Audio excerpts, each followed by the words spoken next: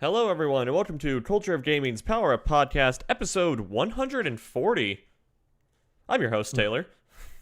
And I'm Andrew.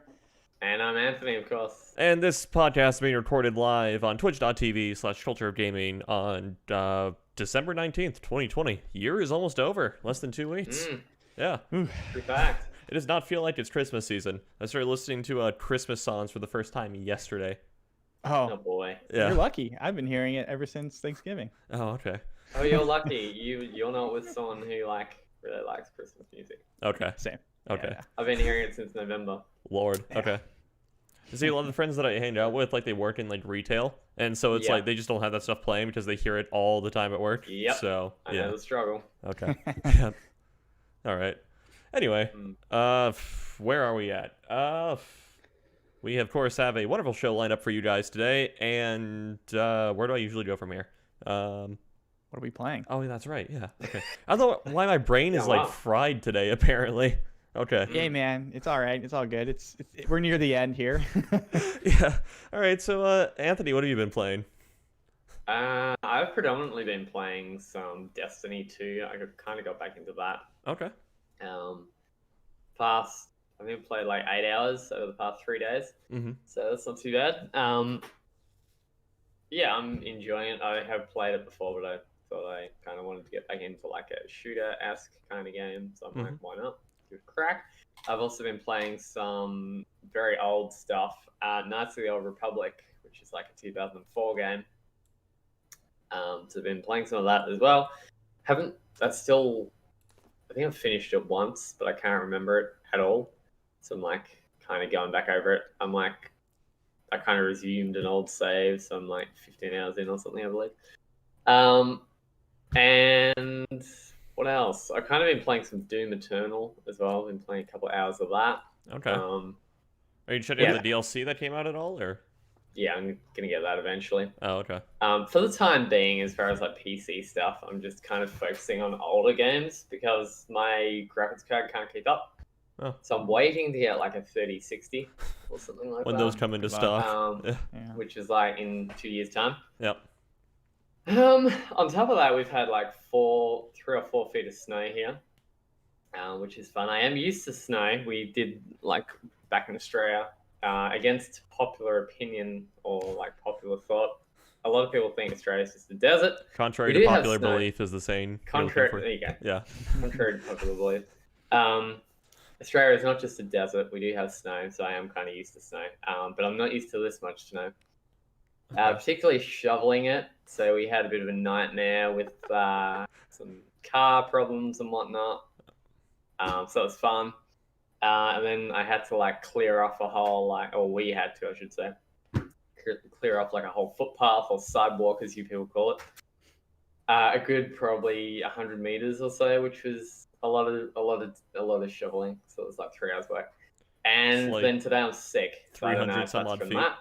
So something like that, yeah. Today I'm sick, so I don't know if that's from that or if I'm getting something else, but we'll see. So yeah, that's kind of it from me. I haven't really been gaming a whole heap. I haven't really had the time, to be honest. Okay. Yeah, I have been playing some Switch stuff as well, but that's just finishing up BioShock 1 because I got the BioShock collection thing, whatever it's called. So yeah, that's enjoyable. Amber seems to like that more than me, so she's kind of been playing a little bit more than me, which is good. But yeah, so that's kind of it from my point of view for this. Well, 2 weeks. all I have to say is East Coast problems. Here on the West Coast, it is, of course, sunny, and the weather only has one way, nice. You know how hot it was today? How? It was minus 15 Celsius. You're going to have to convert that, fam. I'm sorry. Yeah. I'm getting there. That's really low, isn't it? It's It is 5 degrees. Yeah. Okay, thank you. Yeah, so it was very cold today. Let's Very see. cold. What's the high today? 67 right now. Oh, Fahrenheit. Wow. 7 Fahrenheit. Yeah. That's not fair. Okay.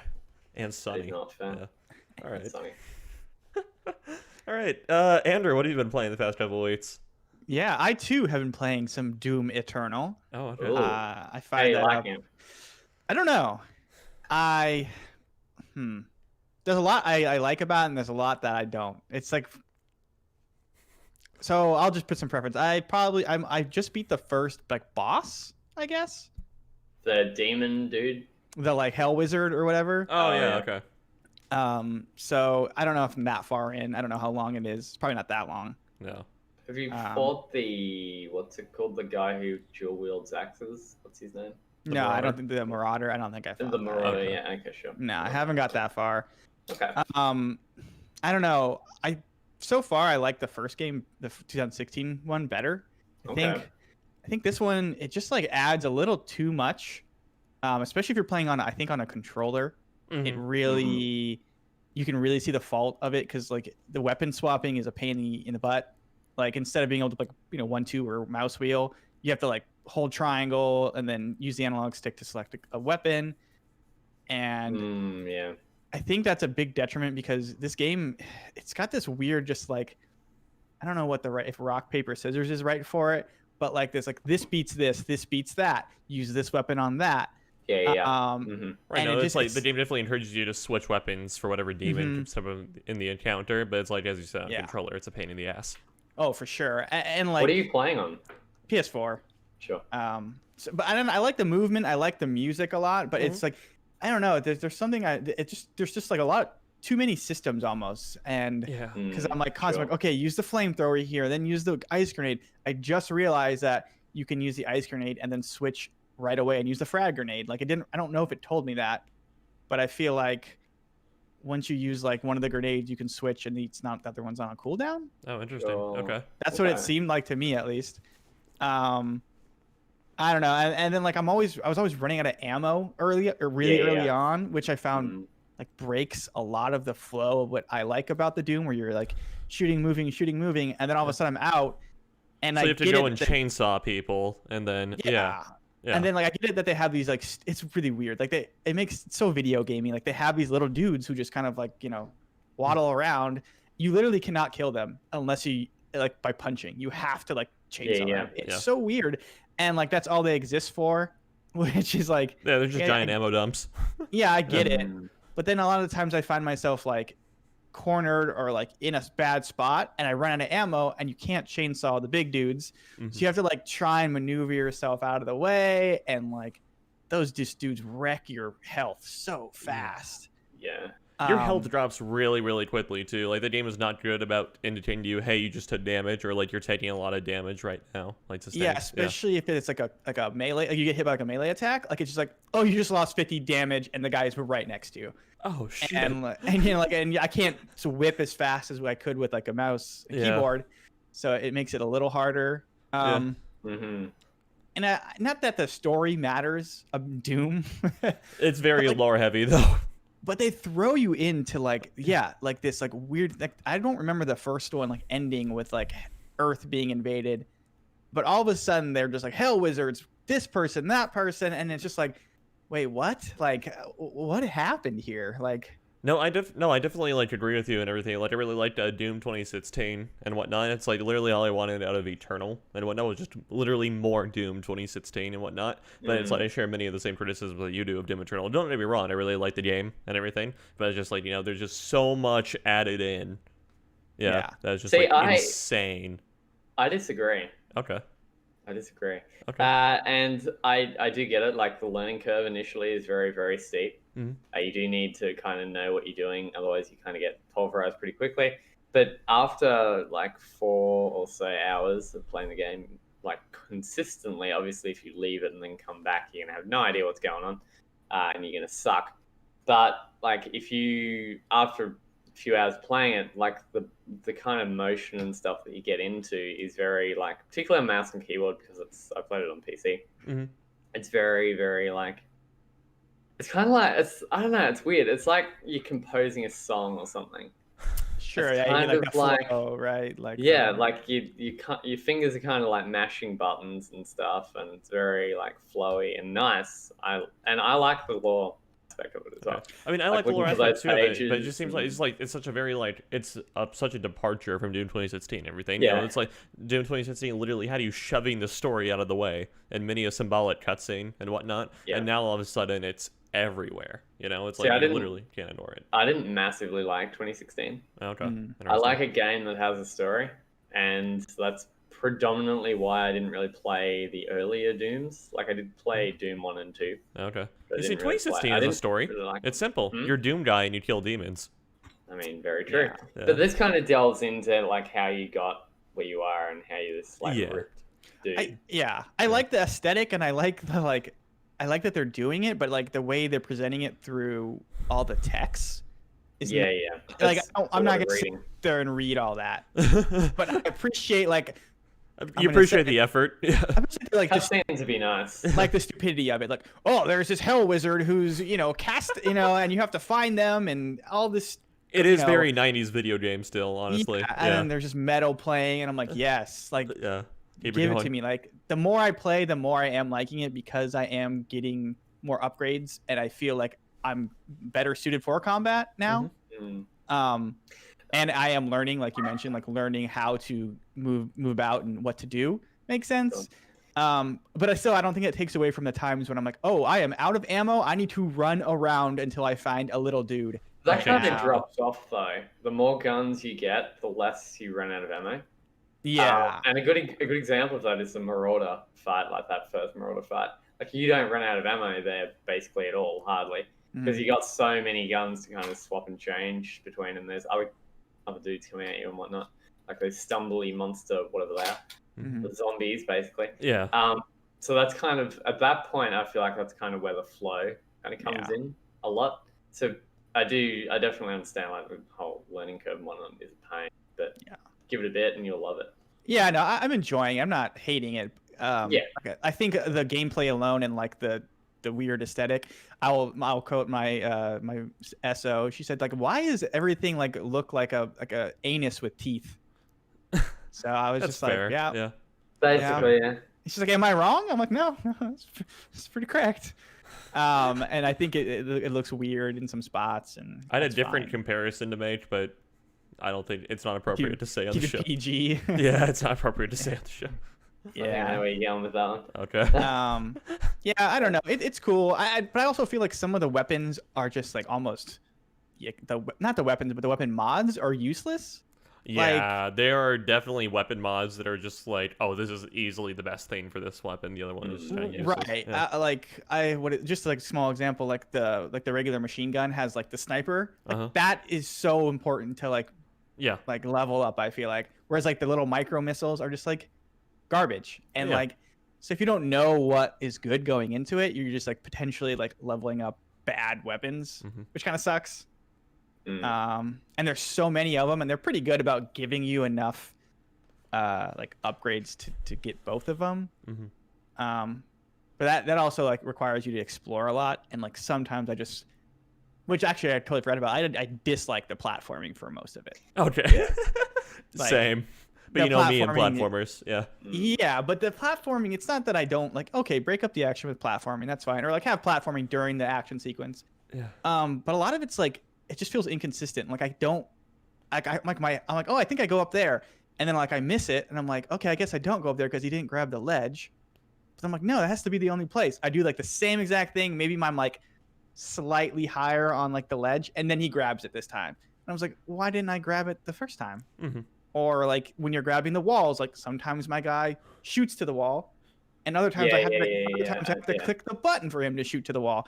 So it's just like this weird, like doesn't feel consistent, which I think, especially in platforming, is like the one thing you never want. You always want it to work for the same way. a game like that, you want it to be like a little bit more forgiving or whatever. So it's like, okay, it's like, I don't know, if it's like I was a dev, be like, okay, the player's more or less there. They got the idea. I'm just didn't give them the ledge grab.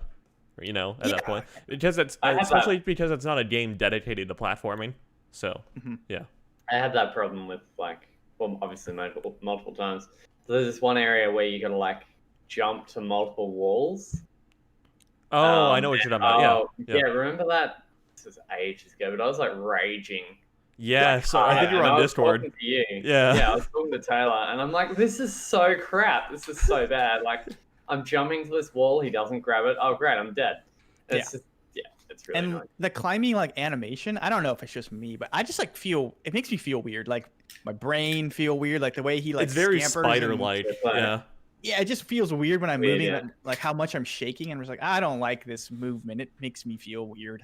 Maybe it's like I don't know. Maybe it's like motion blur on consoles or something. It's that's causing yeah, it's it. probably Yeah. something to do with it, but it's I don't know. I just get this like not a headache or like I feel queasy, it's but off-putting. I It's don't like off-putting. it. Yeah. Yeah. Kind of jarring.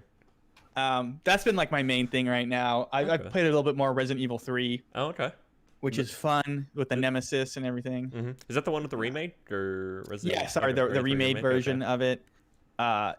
It's one of those games that I don't know. I get really stressed out when I play those types Yeah. of games. So it's like I just gonna go to Doom because I can just shoot stuff and like sometimes Doom Get is stressed annoying. out in a different way. Yeah, sometimes Doom is annoying, but it's usually like it's not because I'm being chased by this scary thing or like I'm worried about something else. It's just because I'm sucking or whatever. Mhm. Sure. But yeah, those have been pretty much the two games. A little bit of Valorant here and there still. It's kind of like my weird late night game I jump into. Okay. Okay. I like that game. It's fun. Taylor, what have you been doing? Oh boy. Two totally different things. Okay. Cyberpunk 2077 and Genshin Impact. Um, yeah. All right. So do you all want to hear about Genshin or Cyberpunk first? Cyberpunk. Let's do Okay. Cyberpunk. All Do right. it. Boy, have I got some thoughts. Mm. So I'm playing it on PC, and Yeah. I have a nice enough system to just try to power through all of the like performance issues and bugs and everything, Mhm. or like all of the like performance related bugs and whatnot. The game is still a absolutely buggy nightmare. Mm-hmm. Like, at least it's like I don't know, people might give a pass to Bethesda or like joke with like Bethesda and whatnot, but at least those bugs are entertaining. Like, you know, the giant sending you to the moon is pretty funny, right? You know, the horse climbing a mountain at a 90-degree angle is pretty funny. Okay, it's like those bugs are funny, and it's like they're not really game breaking, so to speak, and whatnot. There's quite a bit of like game breaking bugs that like have happened to me in Cyberpunk 2077. That's like, I guess to basically sum up everything, it's like the game really lacks a lot of polish, which is not something you want to say about a game that's been in development for 8 years. On and off, I guess. Maybe let's give it. Yeah, I like, don't know, 8 six- years six consistently, maybe, yeah. 6, 5 years. But anyway, yeah, that's not something you want to say about a game that's and also been delayed like 3 times before coming out, at least. Yeah. Discounting all the bugs aside, I think the game is still only around a 7 for me, though. Like, even if I were to just ignore all the bugs and everything, the game might still just be a 7. RPG-wise, it's nothing new, in all honesty. It's, you know, it's a very standard Western RPG formulaic game in that sense. My biggest gripe with, like, the RPG elements in the game is that the UI doesn't move fast enough to accommodate everything. Like, everything is very, very clunky in the game from what I find and everything. The aim, it's like the shooting, the aiming, and whatnot is like, it's like you're dragging your mouse through molasses almost and everything. Gosh. And it's like, like, I even like did an experiment where it's just like, you know, turn down everything to low and I was cranking more than 60 FPS and everything. And it's just like, it's still just, the aiming feels very, very slow, feels very, very off and everything. Especially to like a lot of the games I'm used to playing, like CSGO, even Rainbow Six, stuff like that. Speaking of Rainbow Six, total tangent. Have you guys seen they do like this legacy mode right now where it's like it reverts the game back to how it was in the first year? Oh no. Yeah, it's like try a special event you can play until like January 5th or whatever, because Rainbow Oh, Six man. is 5 years old this month. Seems good. Wow. Yeah, anyway. That's good, yeah. Okay, back to Cyberpunk. Yes, and so it's that. I find I specifically have spec'd into what is essentially the game's like casting and mage build, even though I don't typically do that in RPGs. Like for example, it's like kind of like the equivalent of like Mass Effect's like biotic and whatnot class and whatnot. So it's like in Cyberpunk 2077, it's like quick hacking and whatnot. And I did that specifically just to not have to shoot as much as possible because I just do not like the shooting so much and everything. And yeah, let's see. The quests feel very, very disconnected from each other. You know, they're not very cohesive and whatnot. And they're not very smart about it too. And there's a very distinct lack of attention to detail throughout the game and some of the things also. Yeah, I don't know. I can go on for a bit longer here. Give me another, like, start hitting me with questions. Start hitting me with questions, because I don't know what go to next. How do you feel like the cyberpunk, like the world in general? The aesthetic and atmosphere is very, very well done, I think. However, on a technical level, Night City itself isn't all that great. The buildings have very, very basic geometry to them and everything, and a fairly low level of detail, especially at distance and whatnot. The people walking around are like the same 5 or 6 recycled models and everything. It's like I've seen the same dude walking around the same area like 6 different times, just going around and whatnot. But like atmosphere-wise, it's very, very well done. You know, it's like they do a really good job of setting up like the culture and aesthetic and whatnot. It's just like on the technical level is where it starts to drop off, and that kind of gets like, I think that's kind of like the overarching theme and everything. It's like on the most it's like when you start getting into the technical level of Cyberpunk, it is not an incredible game. Like surface level writing is pretty decent and everything. Technically not that great because everything's all disconnected from each other. It's like it's not even like smart enough to. So Johnny Silverhand is your companion for essentially the entire game and whatnot. This is a spoiler for you, by the way. It's just a Keanu Reeves character. Yes, Keanu Reeves is your companion for most of the game. And it's like, again, spoiler free. It's like there are certain like character development things where it's like he would go throughout the main story where it's like he might be less of an asshole or something. You know, maybe he's treating you a little bit nicer, stuff like that. But then it's like in a side quest, he's back to his like base self and whatnot. So it's like, you know, doesn't really transfer that over. Yeah, and also speaking of side quests, the game just hits you with so much all at once, and it's like it's not even like you go up to a quest giver to get a quest or something like that. It's like you get a text on your phone, and it's like I'm just constantly reading messages every time we go to a new area. I have a new quest for you. I have a new quest for you. You know, it's just like. Yeah, and it's like a lot of it is like car spam too, which is weird because like a lot of people, I have a car for sale, you want to buy it and whatnot. It's like from people that give you side quests. Like, can we not just have like a dealership or something like in GTA? Like, I'm tired of getting these messages. Yeah, you know. So. I know how you said like side quests and stuff feel disconnected from each other, but is the story like captive? Because at the end it is an RPG. In the end, it is an RPG, and predominantly why you play an RPG is for the story. Is it at least captivating at all? Like, does it keep you interested? Yes and no. Sure. The main narrative tries to set up this very, like, crisis situation and everything, and implies that you're on a time scale, sort of like a la Majora's Mask or something like that. But there's nothing in the game actually holding you to it. Sure. And so it's like, it feels very faux.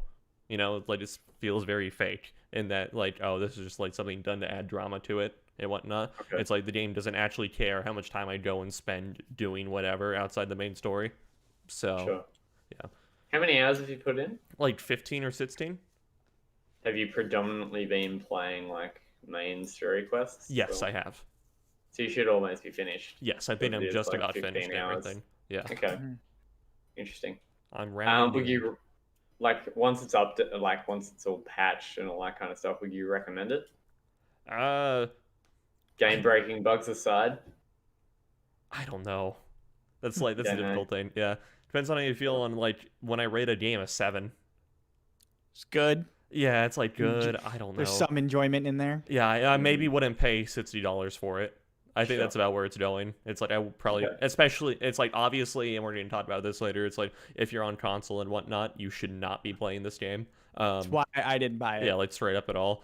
Only if you have like an upper end PC should you probably be playing. And it's like I'm not trying to gatekeep or anything, but it's like that's the only way you're going to get around the experience. You know, trying to build less bad experience, right? And have a so like the bugs you're running into are just usually probably like silly stuff for the most part, right? Like yeah, but they do sometimes break the flow of events and everything. Mm-hmm. So it's like I'm not experiencing like crashes or like freezes or anything like that. But it's like the bugs I'm running into, it's like some guy just teleported into the diner where I'm having a conversation with somebody, and the guy is like T-pose walking, like gliding across the ground, phasing through walls in the background of this conversation. And it's like I can't pay attention to the conversation because I'm just like focused on this guy in the background. I mean, you just don't want to see that in a game, right? Not even if you're like trying to immerse yourself like an RPG would be trying, but it's like, what is happening? Why? Like, this is exactly bad, right? It just doesn't look good. And then it's like there have been like issues with like triggering NPCs to do a certain thing or say a certain thing, stuff like that, because they might get caught on an object or whatever. And then like It depends on how the NPC is programmed. Like Jackie, the NPC companion who's with you for a while, also in the game. He's like apparently programmed in a way to ignore any objects that go against like his main quest pathfinding AI or something like that, because he will literally walk through anything. Like I've seen him walk through cars, I've seen him walk through lockers, desks, walls, anything that's in his way or whatever. The like AI just like powers through it. It's kind of funny. Wow. Yeah. It is a little weird. Yeah. Apparently, like some of the stuff that I actually have bought it, as I told you beforehand, but I can't play it. Okay. Even though technically I'm supposed to be able to, I can't play it because I'm getting like consistently 9 FPS. I think that's about it. Yikes. Even Okay. on low. Settings make no difference. Everything's on the low, no difference at all. There was a game that came out a while back that I believe had the same problem. I can't remember what game it was though. But yeah, anyway, apparently a lot of the world feels inconsistent. Yeah. Like some of the stuff that I've watched on it, like one guy will go to one area, right, and it's like a lower class area, you know, with like thugs and whatnot walking around, and nobody has a gun. Mm-hmm. And they'll save and reload that same area, and everybody's holding a gun. Yeah. And like, you'll talk to someone, and they're like using their hands, and they're like waving their gun around like in your face. It's pretty hilarious. Some of the stuff that you see.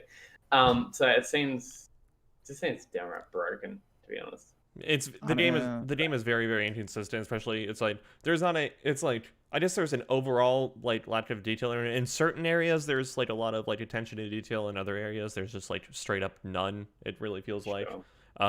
Which, you know, it's like if they somehow met in the middle, that would probably be better, just so you're not getting like two like polar opposite ends of the spectrum there. And so Sure. yeah, let's see Okay. what else.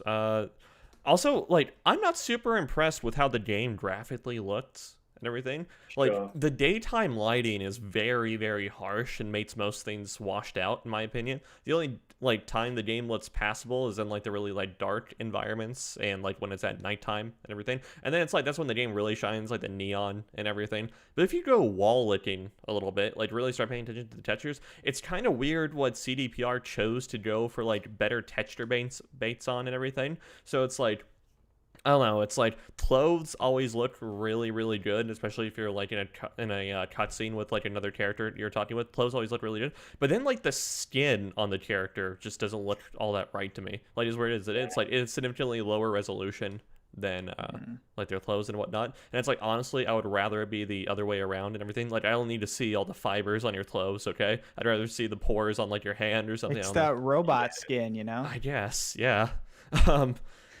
And then, I don't know, our last piece of criticism is, or actually I got two more bits of it.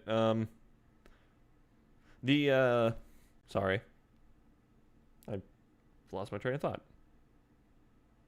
Good job. Thank you. Oh, okay, yeah. There's this big, like, okay, so first bit is there's this, like, supposed to be this emotionally impacted moment kind of near the beginning of the game. This is before the narrative, like, really, really kicks off and everything. Yeah, I felt nothing, not because I'm like a sociopath or anything, but because there was a trailer for the game a couple of years ago that literally showed this sequence of events happening. I think I know what you're talking about, yeah. Okay, yeah.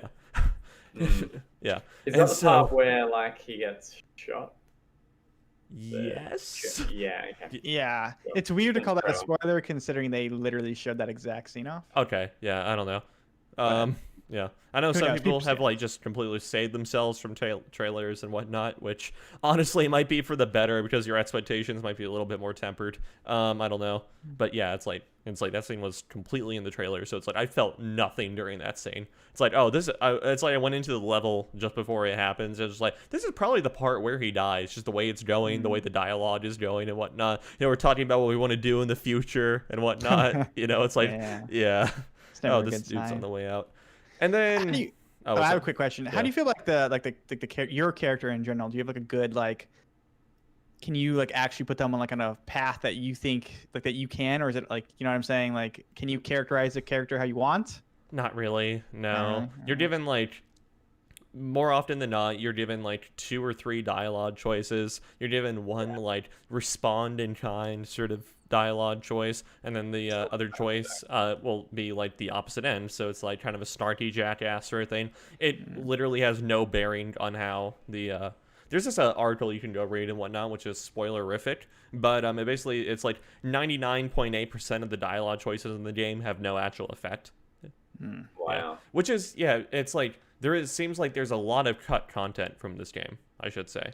Sure. Also, there's definitely a lot of cut content, and it's like they've definitely like it's been neutered quite a bit, I think, you know? It's like yeah. Interesting. And I guess my other piece of criticism is just actually no, I kind of covered it there with like the quests and whatnot. So, yeah. And you mentioned you were doing like the hacking stuff. Does that stuff feel okay, or is that stuff still even feel Yeah, quick hacking? It's kind of weird. It's kind of chaotic too, and it is fairly basic, all things considered. But it's not bad. And everything. I like it a lot better than shooting.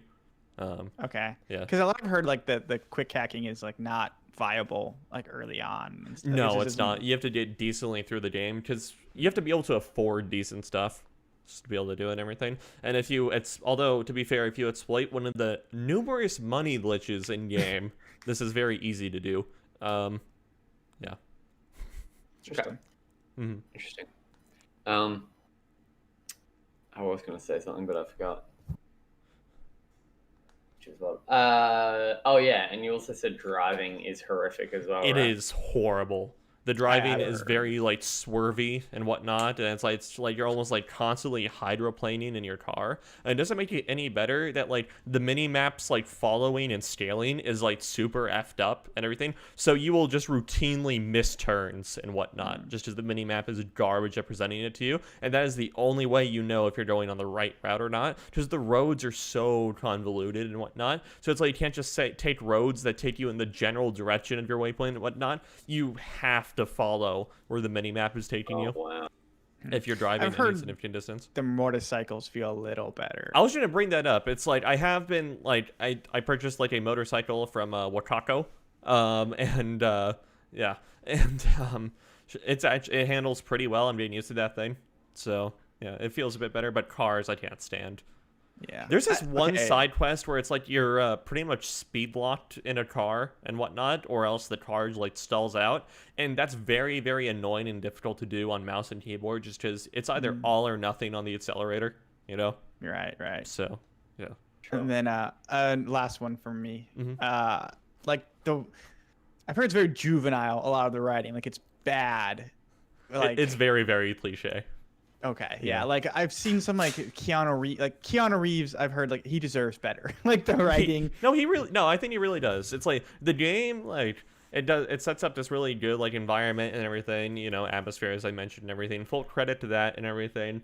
Again, technical execution a little weird, but you know, it's in the world it's all about like corporate exploitation and everything. The game really like strays away from saying anything meaningful about it in any way, shape, or form. So it's like, you know, it doesn't commentate on anything, you know? And it's like, what's kind of like awkward too is like the world doesn't really respond to you doing anything. Like in the quests and whatnot, and it's like the world is like will be exactly the same whether or not you did it or not. I've seen some people try to like spin it as nihilism and whatnot, be like, oh, it doesn't matter what you do, the world goes on and on and on, you know, it's like live or die, whatever, which is a fair take and everything, but it's like the magnitude of stuff you're doing in this game, you'd really think you'd get a little bit more like attention for and whatnot, or like, you know, it would change something or another. So yeah. Sure. I mean, it's like, I don't know, it's like, you know, in Skyrim, it's like say it's like you become like leader of the companions after that quest line or whatever, whatnot. It's like, you know, people start addressing you as such, you know, it's kind of funny, you know, especially if you do a bunch of those like guild quest lines in Skyrim and you become like the leaders of a bunch of guilds. It's like one guard will greet you as like leader of the Thieves Guild and the other guard will be like, oh, hello companion, how are you? Yeah. Or like you're getting this, you gain street cred or something in it, but like it doesn't really do anything. Like, oh, you did a mission for the cops, but your street cred went up? Like, I don't know. Yeah. Like, that's what I've heard. Yeah, like, there's like so many like useless, almost like time gating systems that the game puts into you outside of your like normal like level as an RPG. And so it's like you have your like you have like so you have like attributes, sort of all of like D&D almost. So there's like there's body, reflexes, technical ability, intelligence, and cool. I think those are the 5. And I don't think I think that's all 5. And it's like you're given like attribute points on a scale of 20 and everything. And there's no way to change these, by the way. And they sort of function as like a hybrid of like Fallout. You know how it's like sometimes in Fallout, if like your charisma is high enough, you can talk your way into most situations. Sort of like that. So it's like, oh, my technical ability is high enough, I can just kind of like mechanically jostle open this door that's locked or whatever, you know, stuff like that. But then it's like the more attribute points you get, you can go a level deeper than that, and these are perk points and everything. And it's like perks are like in that area or whatever. So it's like to get more perks relevant to quick hacking or whatever, I had to go down the intelligence tree and whatnot a bit. So yeah, stuff like that. Kind of reminds me of like the Dishonored stuff, where it's like you can bust this door open if you have high enough, you know, strength, but you could also walk over here and hack into the door. Right. Yeah. That's literally it. Yeah, that's literally it. And so that's one system, and then separate from that, you're given like an overall level and everything. I don't really know, and I think you just do like raw XP as you would in any other given RPG, contribute to that raw level and everything. But it's like, and then you're also given street cred, which is like a pseudo reputation system and whatnot. I haven't seen the street cred thing like impact anything in the world at all, like how people respond to you, treat you, stuff like that and whatnot. The only thing I've seen it serve to do is serve as like an artificial barrier between you and buying a new piece of equipment, because it's like so it's like you're either locked out of one of 3 things when trying to buy like equipment or whatnot. You either don't have enough money, but you know, again, that's kind of a non-issue because, well, there's so many money exploits in that game, you can kind of just do whatever you want to get money. And then yeah, the economy is fundamentally broken in Cyberpunk 2077. Or, you know, you don't have a high enough overall level, or you don't have high enough street cred to buy it. Weird. So it's like there's like 3 different systems, and one of which is just completely useless. Yeah. Dear me, that sounds broken. So it's like, yeah, it's like fundamentally as an RPG, you know, 2077 isn't incredible either, in all honesty. So, you know. That's unfortunate. Yeah. Yeah, it is unfortunate. Well, we're gonna. We should say this before we get it. Like CDPR has been pretty good about like fixing stuff, I suppose. Yeah. So like, there's a chance that some of it gets fixed, but it does seem like the laundry list is miles long. Yes. So we'll see. Like, I know there was another patch for consoles, I think, like yesterday. Yeah. So PC hasn't done another patch yet. So. Yeah, PC seems to be the one that's currently runs the best, but also will probably get pushed under the rug a little bit because most people have consoles. Right, exactly. PC, right? Yeah. And we'll get into other issues that's going on consoles as well. Yep. Yeah. Anyway, though, Genshin Impact is still really fun. I like the game a lot. Have you got your 5 stars yet? No, I haven't yet, and it's actually upsetting. gosh. Yeah. I know. It's like, I guess I really haven't. So it's like the game has a pity system where it's like you hit the wish like 50 times or whatever, you're guaranteed like a 5-star. It's just like, I guess I really haven't hit the wish 50 times because, yeah. That's incredible. Yeah. But I should just give you my. That's funny. If you ever want my 5-star, I can give you my login. I only want one 5-star too. I only want Mona. That's it. Like, which one is that? She's the water witch, like the astrologist girl. Okay. Yeah. Okay. No idea. I don't think I got her. She has a really nice ass. Okay. Anyway. Oh my goodness. But yeah, that's literally the only Age check character on that one. Huh? Age check. Yeah. I don't know, if you're gonna be playing Cyberpunk, I think you can hear about this anime girl having in a T-rated game having a nice butt. Okay. This episode is definitely not ready for kids. All you need is luck. Yeah. I literally got a 5-star on my first 3 hours of that game. Yeah, you were lucky. Whatever. I'm not that lucky. It's just like a weird. I just thought it was like, oh yeah, the first couple packs I get one automatically. I thought so too, but it turns out when I learned the star system, I only gotten like 4 stars before. I don't know, although even like besides my horrible luck, I'm still happy with how my party is and whatnot. But like I've had to work for everyone in my party except for one character, and so I think they knew. They're like, this person might not play anymore, So we Okay. should probably give them a 5-star to like rope them in a little bit more. Okay. They already knew they had you. They had you a long time ago. So, Okay. Yeah. Yeah, They were so just they're like- not doing it. yeah. But yeah, it's amazing how it's like this random like Chinese anime RPG is a much better game than like this marathon developed like AAA Titan game, Cyberpunk. You know, it's like I'm not even like being a meme and everything. It's like everything just flows smoother in Genshin, like you know the mechanics and whatnot, the combat. So yeah, it's about to have its 1.2 update. I think before the year ends, it's gonna have its 1.2 update, and they're adding its first like new area to the game. Cool. So yeah, That's exciting. yeah. What a like a weird game that like no one saw coming. That's just like killing it. See quietly. I feel like Hades was. That too. I will. Yeah, Hades is fantastic. I love that game. Okay, yeah. I still need to pick it up. Yeah, they actually just did cross saves on Switch and PC. Ooh. So like, I might actually buy it on Switch now. So that would might be inclined to play a little bit. Ooh. Switch. Anthony, was that fireplace a TV running a fireplace? What? Was that fireplace a TV running a fireplace? No, it's actually, well, it's technically fake, but it puts out heat. So Oh, okay. It's like one of those like gas fireplaces. yeah, Nice. correct. Okay. All right. All right. So I guess we have to go through the housekeeping stuff. The little interest item dragged on a bit. Because I hope we're not tired of talking about Cyberpunk because we're going to be up. But actually, I guess we can kick it just a little bit, just take a break from it. Anyway, main site is, of course, cultureofgaming.com. Head on over there. Check out news, reviews, opinion pieces, all that fun stuff. On the right-hand side sidebar of the main site, you can find a link to our community Discord where you can chat to everyone you see on the podcast, as well as all of the staff on COG as well. So come over there. We'll talk about pretty much everything. You know, it's like most people do like live tweeting or whatever during like events or not. We usually do like live Discord stuff during like events where we're all just chatting to each other through text while watching like the Game Awards or something, which we're going to talk about in a little bit. Anyway, so head us up over there. We have talked about all sorts of stuff, and of course, a lot of memes. Yeah.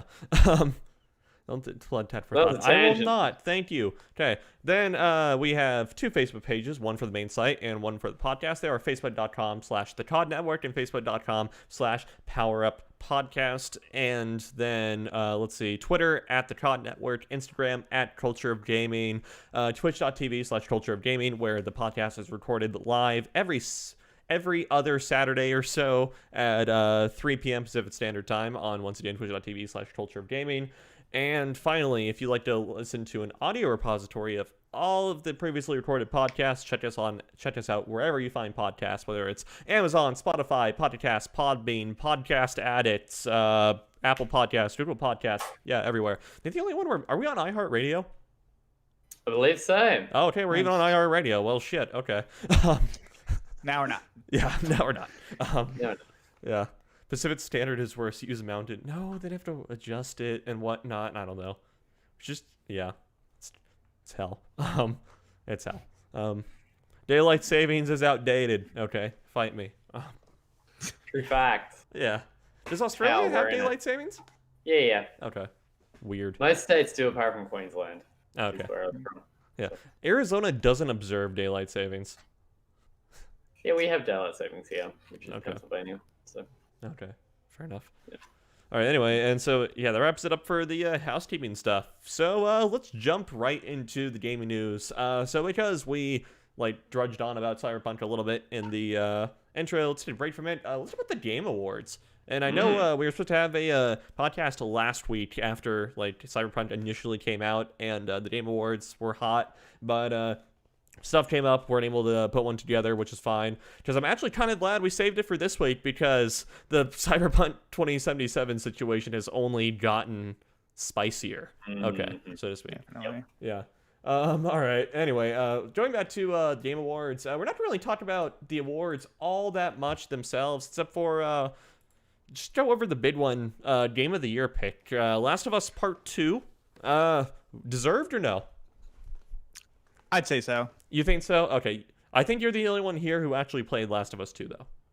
Yeah, I mean, out of the top that were there, I think that were nominated for it, I'd say that was the best game. Hades very good as there. well. Okay. Those two.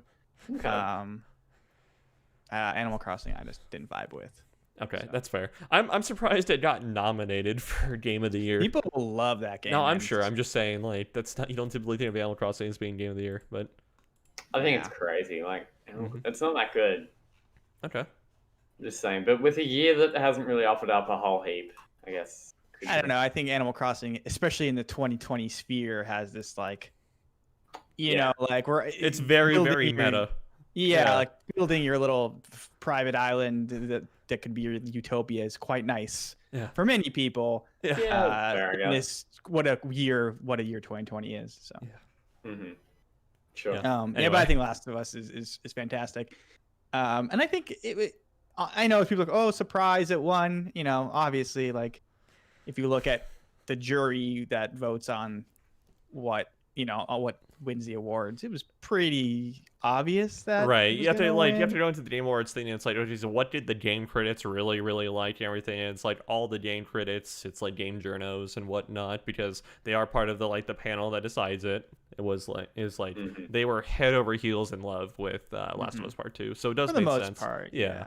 You get a few like deviations here and there, but like in general. You know, a lot of Yeah. people Sure. who are like hyper activists in the industry and whatnot, in terms of journos and whatnot, definitely like Yeah. Last of Us 2. I think it did so much right. It'd be hard to say Okay. like it's not worthy of the award. Okay, that's fair. You see, I was like, Yeah. I was like, somewhat facetiously, I was almost literally just like, okay, anything but Last of Us 2, please, for any of this, please. You know, it's just like, Yeah. I don't know, Neil. It's like my big problem is with Neil Druckmann. You know, it's like the management of Naughty Dog as opposed to the actual developers Yeah. themselves, of course. But Yeah, sure. That's Yeah. fair enough. Obviously, there are management issues there. You know, Yeah. they've talked about crunch and stuff like that. Mhm. Even if it winning, I think it won Best Direction, which is Oh, an wow. interesting thing, I especially really when would you. have. I'm not even trying to be biased here. I really would have thought Ghost of Tsushima would have won that. Because the whole like old samurai like Kurosawa movie they were trying to go for was pretty cool. I think it won Best Art Direction, Yeah. which yeah. is like different than like Best like Direction, Yeah. which is a weird category, I think. But yeah, I don't know. It's weird when you give Best Direction to like a company that got called out for like crunch and all this stuff. Mm-hmm. Mm-hmm. Yeah. Or like I don't remember what was it, Polygon, or like they like literally reached out to this like media site, like kind of complaining about their review, you know. Oh, okay. You have to you have to look this up, but there's like, you know, or was it Polygon or was it Kotaku? I can't remember which one it was, but they were like they were reached out to like, oh, what didn't he like about the game specific? Like, you know, like how come he rated it this low? Why do you talk about it like that? And it was just like this weird, like, Sure. I don't know if companies usually reach out to media to like, Not often. yeah, to Usually like, happen. so it's interesting thing that like, Usually the only time a company reaches out is predominantly to try and give or ask for feedback. Like, yeah, what do you think?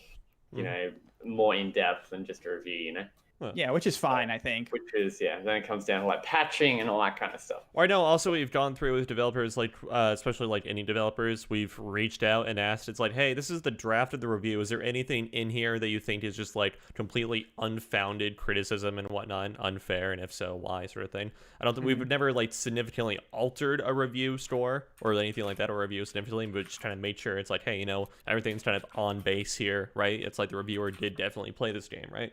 So yeah, we've had that correspondence before. But 100%. yeah, I don't think it was a surprise it won. No, it wasn't. The whole like best direction side of things is a little. Yeah, thing, I but think yeah. that's odd for sure. Or I don't know, odd, but maybe Oh. we should clear up what that means, best direction. Mm-hmm. Because what I'm assuming, like, the game. This is talking about like the game director, Oh, I figured that was more like an execution of theme sort of thing. maybe, yeah. See, like I said, it's a confusing Yeah, okay, that's fair. Yeah. thing, and because you can think about it as like, oh, is it talking about game direction, like, oh, the directors and management, how they had this clear idea and they made this, or is it themes like you mentioned? Mhm. I don't know. So, Yeah, no, okay, that's fair. Yeah, but I'm just saying Awarded. that's why I was recommending it. So best game direction is awarded for outstanding creative vision and innovation. Okay. I That guess answers it. that's a pretty vague. Yeah, Yeah. that's still kind of okay. That's according to the Game Awards. Yeah, no. It's just it's pretty vague. Yeah. Well, wait. I thought it won that. Winner Ghost of Tsushima. I thought it won art direction. Could I? It won something like related to art. I Best think. art direction. Ghost of Tsushima. Sure. Mm-hmm. Okay. Yeah. Okay. Game Awards. All right. So outside of the awards themselves, we also got a fair bit of announcements and everything. And although we didn't get Elden Ring or Metroid Prime 4, Breath of the Wild 2, or any other cool game like that, there's still also some decent games that were announced or shown off, presented, and everything.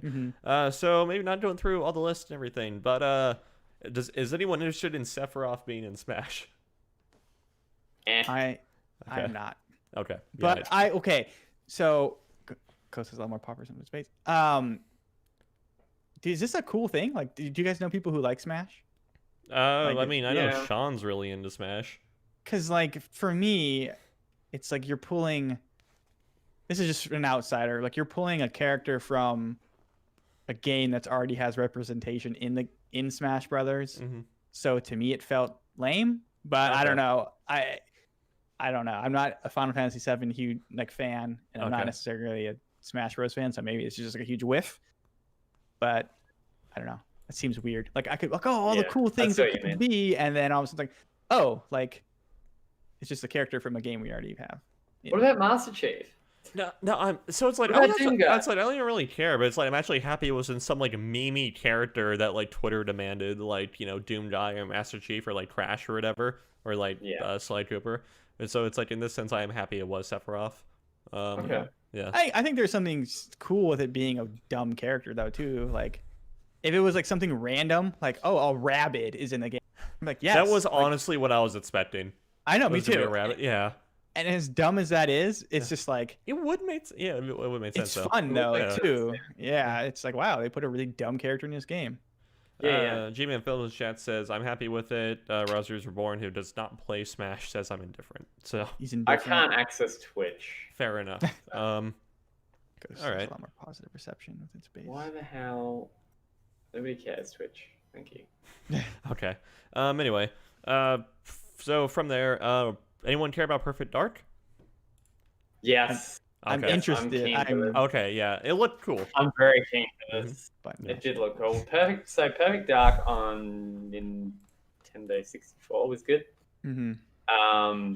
Tell your internet quality's gone to hell. So Perfect Dark on Nintendo 64 was good. Perfect Dark Zero was good, which was on 360, I believe. Okay. Oh, I thought that was bad. So I'm keen for this. I heard that it's like the fans of like N64 Perfect Dark really liked it, but like people were like, "What the hell is this?" and checked it out, didn't really like it.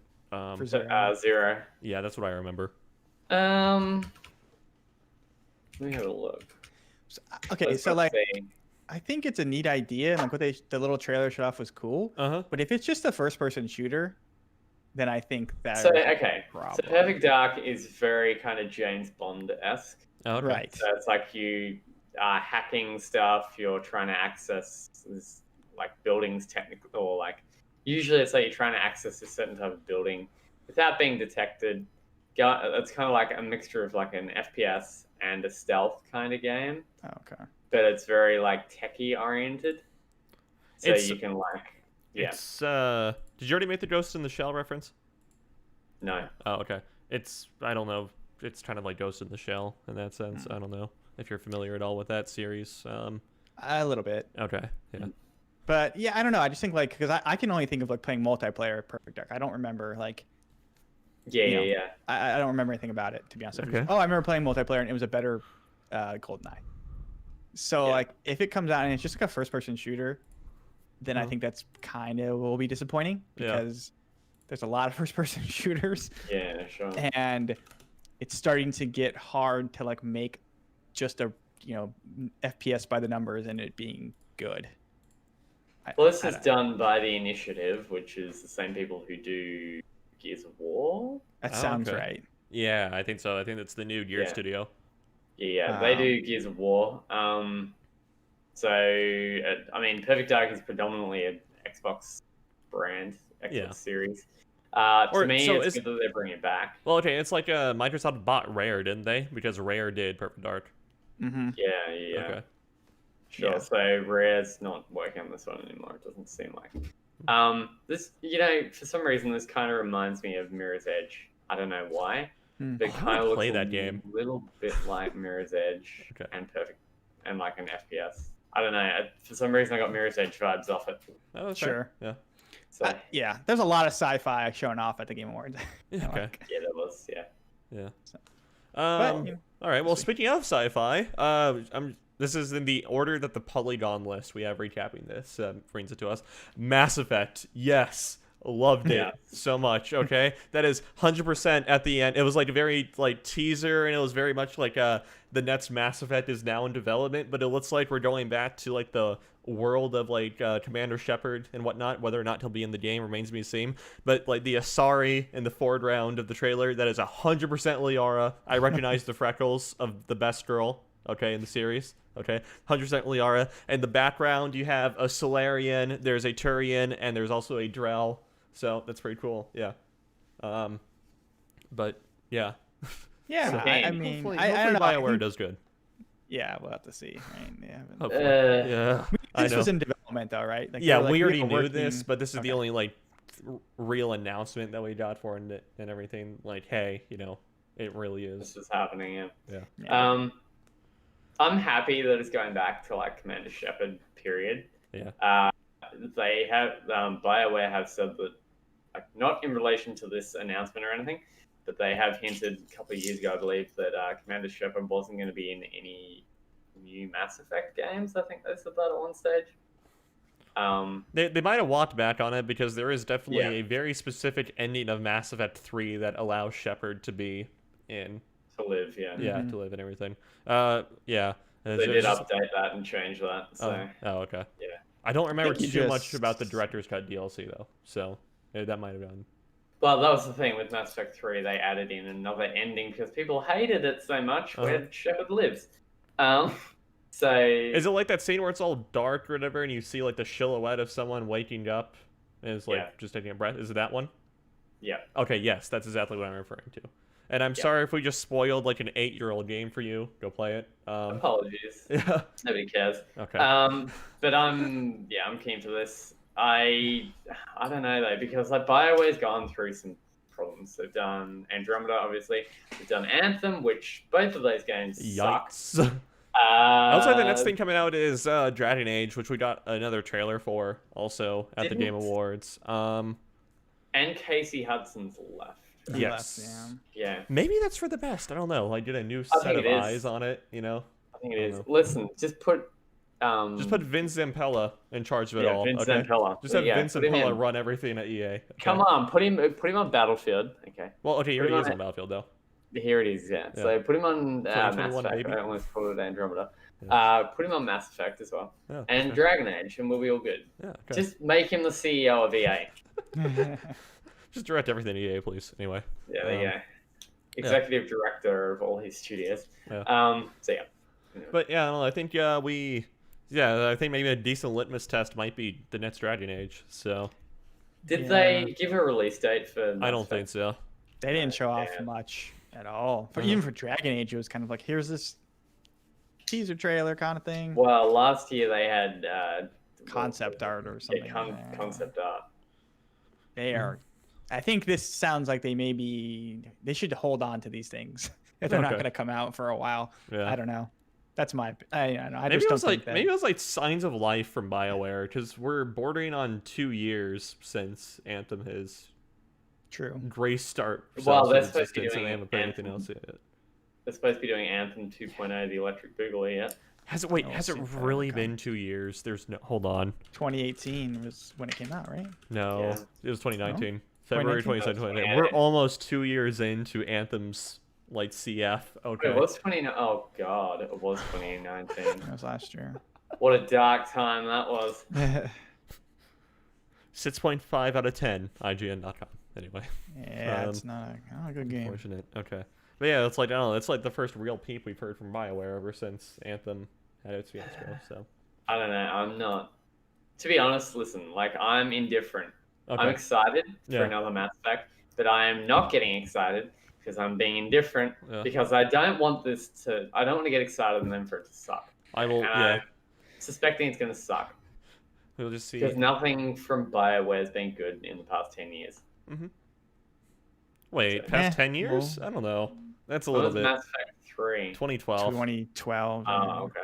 Yeah. Closing on 10. Yeah, Uh, okay. Yeah, it's like we're almost a decade. Yeah, yeah. Unless Anthem comes out next year with a vengeance, then we'll be closing in on a decade without BioWare. Does having Dragon done- Age have a release No. window?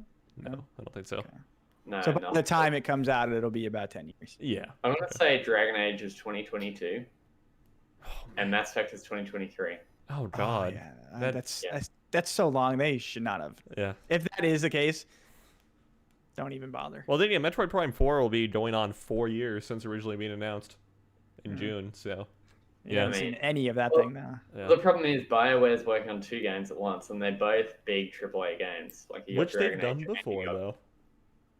Mhm. Presumably, Mass Effect is relatively on the back burner, and I think. Yeah. that's yeah. It just seems like that was kind of slapped together though too. It's like, oh, we need something for the Game Award. Yeah. BioWare, like hook us up, make like who knows, like if that was even BioWare who made that trailer. That Right, could have exactly. been sourced out to a CG company or whatever. Yeah, be like, hey, this is the basic concept for the game that we're still heavily writing and concepting, but it. See, Yeah.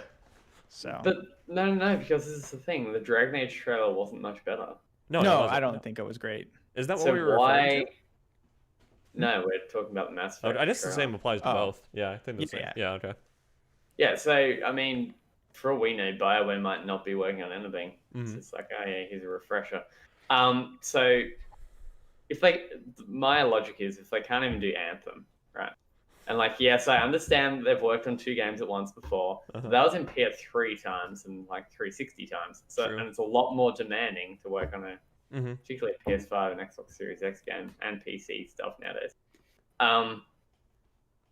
If BioWare can't even do Anthem and Andromeda on last gen systems, I'm not looking forward to them co-developing 2 games at once. I don't know.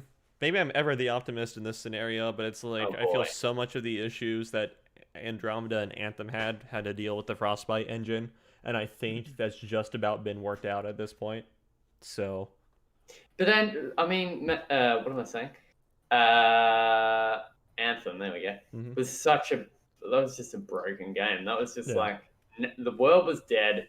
Okay, the Yeah. flying was cool. Shooting was pretty crap. Your Mhm. base gun was the best gun you could get, which is pretty absolutely funny. amazing. The game was broken. Like, plain and simple, the game was broken. Yeah. Like, nothing about it was good apart from the flying. So it's not just the Frostbite engine. Okay. Yeah. This is the thing. Like, it's game direction. Right. Yeah. It's No, that was fair writing, for it's Anthem. I guess I'm more remembering Andromeda. Yeah. I mean, yeah, Andromeda wasn't a bad game. well, at launch it was pretty broken. I'm pretty sure. Yeah, I mean, yeah. But once it was patched and everything, it wasn't too bad. Right. It was pretty subpar, but it wasn't. The narrative wasn't incredible, and although to be fair to Andromeda, it did play really, really nicely. Like Yeah, the shooting and whatnot exactly. was really, really nice. So It had redeeming elements. yeah, but So it's just- it was like a 6 or a 7 out of 10. Like, yeah. It too wasn't. bad. It wasn't all bad. It's like the facial animations were a hilarious meltdown to watch every time it happened. Yeah. You know. But Anthem was just plain broken. Like, not game-breaking bugs or anything, but just everything about it was Oh yeah, it unfinished. was like it was a just- nightmare through and through. Yeah. So- Anyway. I don't know. It kind of reminds me of like Cyberpunk. Like if not to bring it Yeah. all back, but like if they do this Mass Effect and it just plays like one of those games, is that even going to be enough at this point? You know, like just to be in that world. No. No. Right? 'Cause, like- it's gonna have to hit everything really right though. That's the thing. I It's mean, like- Yeah. yeah, it's like this is like, I never really played Dragon Age, but it's like, I'm obviously like a really big Mass Effect fan. It's like, Mhm. not only is like Mass Effect, I'm just gonna call it Mass Effect 4 or whatever. Sure. Not only will Mass Effect 4 have to like play as well, if not better, than Andromeda did and whatnot, it's also going to have to be technically sound and have just like this killer narrative and whatnot. So, Yeah. I mean, Go ahead. To redeem BioWare, it needs to be like, if we're talking score, it needs to be a 9 or 10. Like they need to hit this thing like insane. I just think they need to do like, I don't know, because you, like I said, you look at Cyberpunk, it's like, oh, it plays like a Fallout kind of, right? Or it plays like an older Western RPG, and that's why it's not, it's still like okay, but like that's not really what you want to hear from a game like 2020 new console. Well, that's not even running on a new console, but like running on a new console, and then if it just plays like an older version, but with like a prettier thing and a new story, it's kind of like, I don't know, we're getting to that point where that's not really cool you anymore. Need refreshment. Yeah, you need some innovation, Yeah, exactly. And that was always the thing with Mass Effect. Like, it wasn't an RPG. Like, it definitely is an RPG. Mass Effect is definitely an RPG, but like, it was kind of covertly RPG-esque. It was more third-person shooter than anything else. Right. What if it melded those two together so well. Yeah. They need to really do that again. Like, what if Mass Effect 4 is just turn-based? They just go to a turn-based RPG. No, mobile. Come on, make a mobile game. Actually, if they made it a turn-based thing, like I think it'd be interesting, because that way you like have a party system that's like meaningful and everything. I don't know. I just think you look at like the new Yakuza or Yakuza, and like how that goes back to like it just like changed the whole series almost, right? I know. Yeah. So like I don't know. I think they need to do something like that that'll listen. BioWare, don't listen to Andrew. Do what you do. Just do like Mass Effect 3 again, or 2, or I don't know. No, do the only thing that makes sense. We all have mobile phones. Okay, make a mobile game. That Diablo thing came out in Australia. Oh, Immortal? I think so. Did it? Oh, I think I saw some people streaming it over the weekend. Okay. Oh Lord, no. I don't know if it was good or not, but okay. All right, we should move on from that though. Yeah. There's lots of other announcements to go through. Well, because Valve isn't making Left 4 Dead 3 anytime soon, a team of ex-Valve developers made their own studio and has made their own game called Back 4 Blood, which is essentially Left 4 Dead 3, just by a different game. Look cool at all? It does look cool. I watched a little bit of gameplay. They had a closed alpha going on right now, I guess. Oh, okay. So you can find gameplay, but it looks exactly like that game. Yeah, Left 4 Dead. Okay. Obviously, it looks a little different with like bosses and stuff, but I don't know.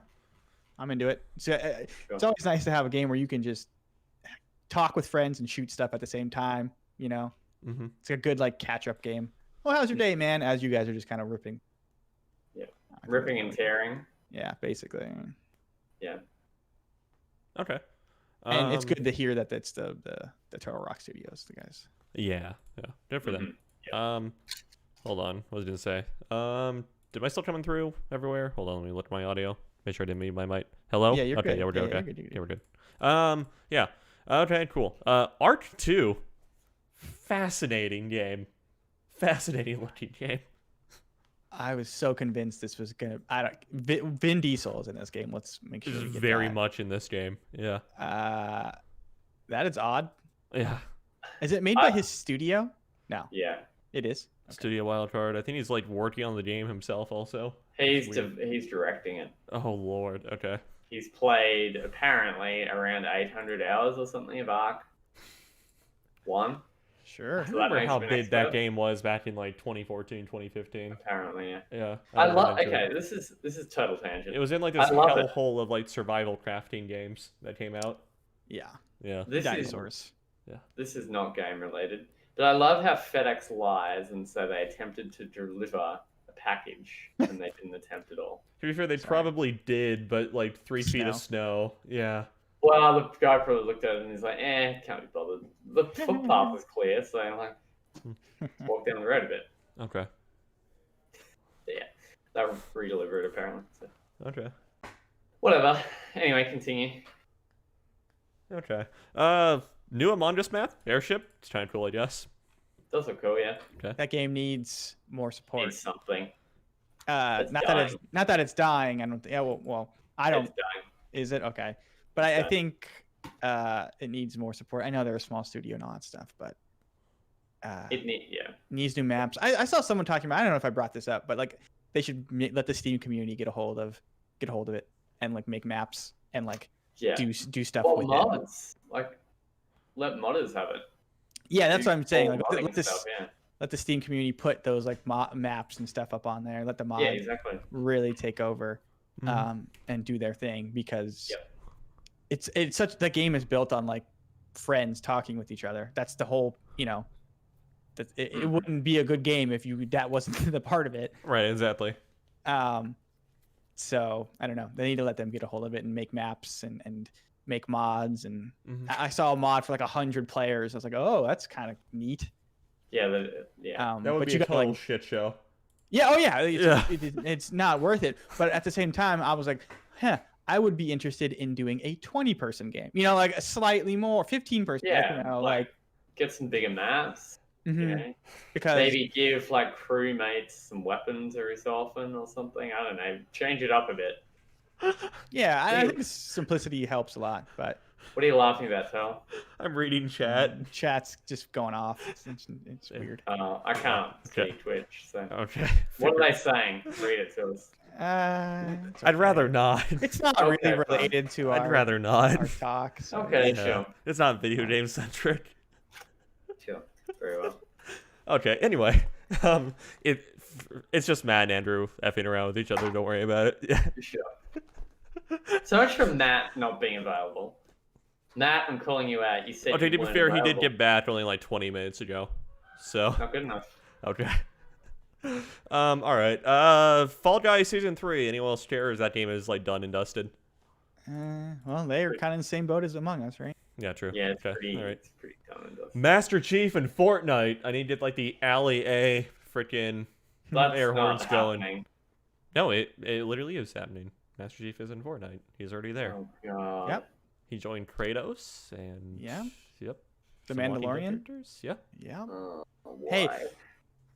They're doing it. Go for it. Yeah. Man, I don't. Okay. I mean, it's probably better than Halo Infinite. It's probably Yeah. the best Halo gameplay you'll have for a few years. Then we're gonna skip a little bit. Callisto Protocol. This is the Dead Space looking game, and I was right when we were talking about it on Discord during the Game Awards. Anthony, it's like the director one's like a high level like he was either exec director or like director of Dead Space 1. Is Okay. is like Glenn Schofield. He I've heard that Nice. name. yeah, he left Visceral back in like a little while ago. I think before it got bought out by EA or like killed by EA, and Who's the studio working on this? found his own studio. It's Striking Distance Studio, which is, Yeah, Okay. I believe, a new thing. yeah, it's new, and so they've been working on this, which is why it feels so Dead Spacey. But it looks cool. I liked it. It does look cool, yeah. Yeah, we didn't see too much. We saw that kind of trailer with the dead guy pop up or with the monster. Yeah. But hey, man, he also mentioned it's going to be the scariest game ever made or something like that. I know think. that's some pretty ballsy. Yeah. There's some scary games out there, but hey, I'm for it. I love Dead Space a lot. We'll see. It's like my top 10 games of like last generation. Top 10 games ever. Okay. I think we would be amiss if we didn't mention Swedish Chef is coming to. Yes, I was gonna Oh, mention yeah. that. That is pretty Okay. great. I like the whole little Muppet segment. I love that there's at least one Muppet segment in each game, like the last 2 Game Awards. Yeah. Oh boy. Who was in that? That's Beaker. right. It wasn't. Was it Beaker? The Yeah, last I one think with it's like the chicken with the thing. goose. Yeah, yeah. Yeah, Untitled Goose Game. Yeah, that was good. It's funny. I need to play Overcooked. It looks like a fun. It's game. a fun game with folks. Okay, maybe Pooh do like Switch I'll- dock. You could probably get the original one for pretty cheap. Okay, Mhm. And I would just start there because I Okay. think 2 is just like it's like competitive cooking, Mama. well, you're on the same team. Well, you can Oh, do okay. versus, I think, but Yeah. like it gets like competitive in the way like get out of my way, I need the, and stuff like Yeah. that. So it's I need definitely the a fun game. oven move! Yeah, like even my partner who doesn't play a lot of loves Overcooked because of how like just it makes it like, oh, I need to move here, get out of my way, and it just like makes it competitive, but also trying to work together. Okay. Nice. Highly recommend. All right. So are there any other like awards that or not awards? Sorry, any other announcements that we're going to talk about? Hit all the major ones. At least the ones that I like really thought were neat. There I thought was. It Takes Two game looked kind of neat. I From thought it was like what's that Yarn game from EA? I thought it was Yarny? like, yeah, it was like yeah. yeah, I mean, I think it's cool. I like it's from the guy who made what was that called? The Prison Break game. Oh, yeah. So Two. get out, get something, maybe. Yeah, I think it is Get Out. Yeah, or The Way Out. It's The Way Out. Oh, Way Out. Way Thank Out, you. Way Yeah, Out. thank you. A couple of VTubers I really like have been playing it. Ah. Yeah. Yeah, so I don't know. They clearly have a decent idea of what they want to do with their games, Mm-hmm. and I thought this one looked cute enough where like I could rope in my partner to playing with it. And get it rope. And Oh. Oh wait, yeah, Ron Yarn one. didn't even really mean that, but yeah, I could like get her to play with me and like Yeah. maybe it looks enjoyable enough, and the tone seemed like Okay. I think it was tackling something fun, interesting at least. Yeah. Sure. This is a pretty interesting concept. Century Age of Ashes, which is like a PvP. You ride dragons and you. Oh yeah, that game looked Oh. like I would have like 5 minutes of fun with it and drop Was it. that the Panzer Dragoon looking one? Yeah. I thought it was Panzer Dragoon for a bit. Oh. Yeah. But it's not apparently. What else we got? A couple other stuff like I don't know. There's Protocol. Season Road 96. Evil West was a weird looking Endless thing. Dungeon. Yeah.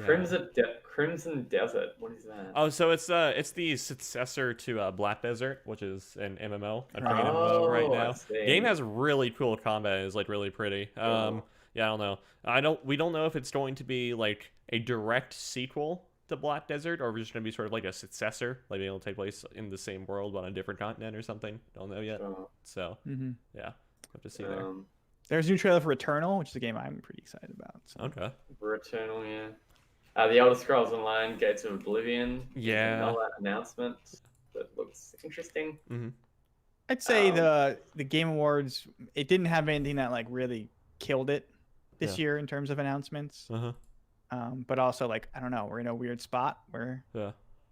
there hasn't been those announcements. They haven't been coming in steady because of the situation everybody's in. Mm-hmm. Sure. I enjoyed watching them. Okay. Okay. Yeah. I think that'll about Interesting. do it for the Game Awards then. All right. Yep. Really quick. Cyberpunk Naughty time, Dog yeah. joined ZeniMax for unannounced AAA game. Microsoft recently purchased ZeniMax also, so it's gonna be interesting because Naughty Dog has always been a Sony developer. Yeah. And yeah, we don't know if this project will be. It's a AAA. Yeah, we don't know if this project will be like exclusive to anything or. I think they're owned by Sony, so. Yeah, Naughty Dog is. Yeah. Oh, interesting. Yeah. So it could be like a Sony / PC thing. But. Yeah, maybe. Possibly. I mean, the whole thing about like,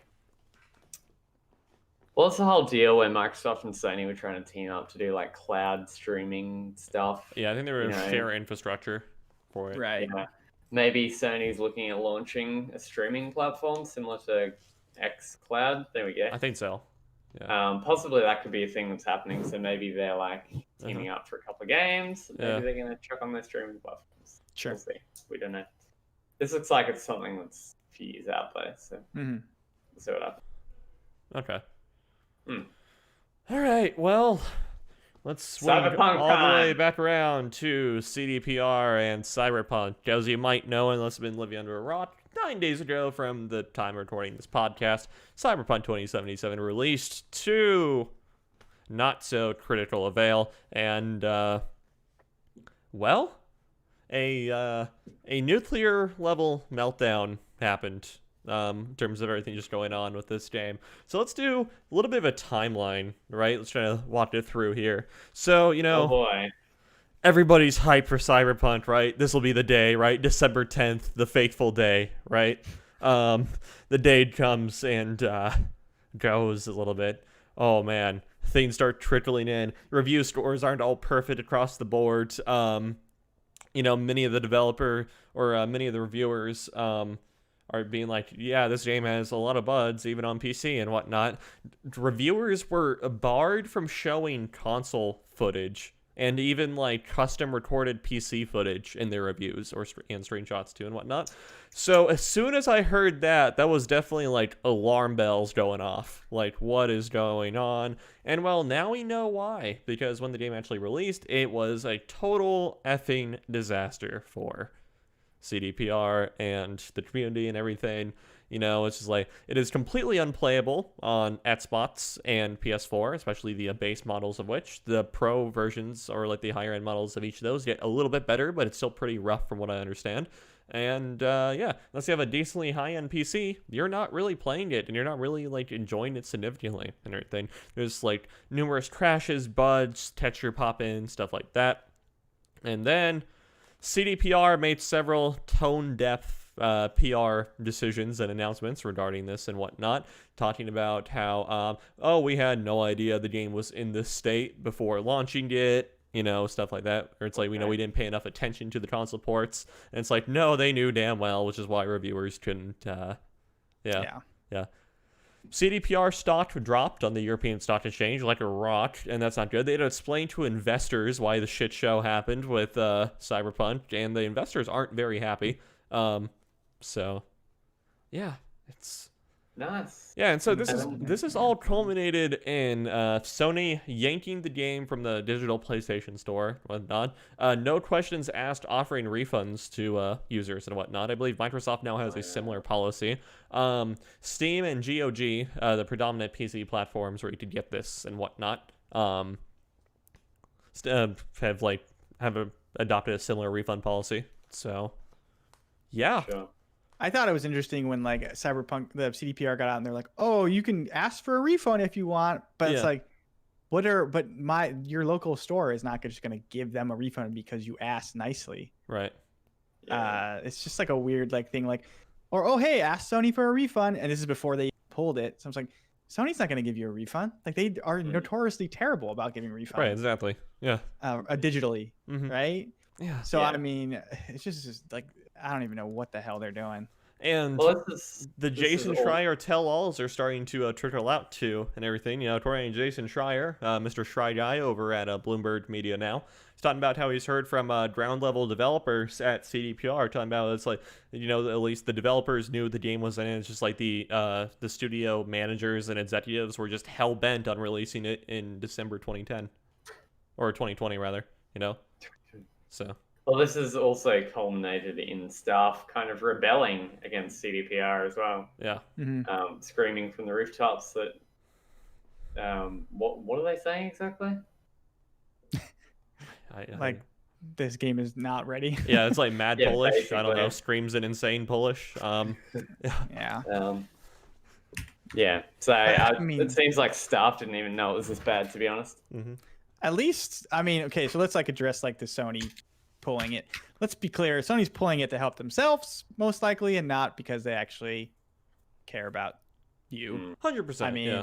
like, you're gonna ask for a refund, but they're like, no, you've already downloaded a refund, right? Mm-hmm. But like, they give refunds on faulty games. Right. So is this game faulty on those consoles? Yes. I mean, that's a weird. I think it has to be like classified as faulty on those consoles. The stuff I've seen, man, let me tell you. Yeah, that's what I'm saying. It's a weird thing because, like, technically they passed certification. I mean, technically, there's that thing going around where it's like Sony just gave them certification, presuming things would be fixed with all the day one patches and whatnot. Right. But yeah. So from what I understand, this happens a good amount. Is where they, hey, we know this is a problem. This is a problem. We're working on it fixing. It should be fixed by the time, it comes out or whatever. Right. Mm. Oh wow, this article was written yesterday. I'll have to read that. So. Mm-hmm. Yeah, so I'm assuming Sony's like, okay, we don't want to deal with all this garbage that people are sending us. Let's just not have to deal with refunds ever. Mm-hmm. So no more selling it on our platform. Yeah. Nice. Which is like unprecedented and like. Yeah, Sony has never pulled a game from the PS Store, I don't think. Like they probably have Sony but not, themselves, I don't think. Yeah. If they have, it's not one for game, reason. And not that big of a game either. Yeah. I thought they pulled something recently.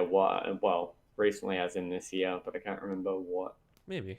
I couldn't. Yeah, I don't know. Anyway. But yeah, that's all the good grace that this just sounds so cynical and whatnot. I really had to say it, but it's like, honestly, told you so to like the rest of the community and whatnot. It's like, I've just been every time like Cyberpunk 2077 has come up or like CD Projekt Red has come up before the release of Cyberpunk here.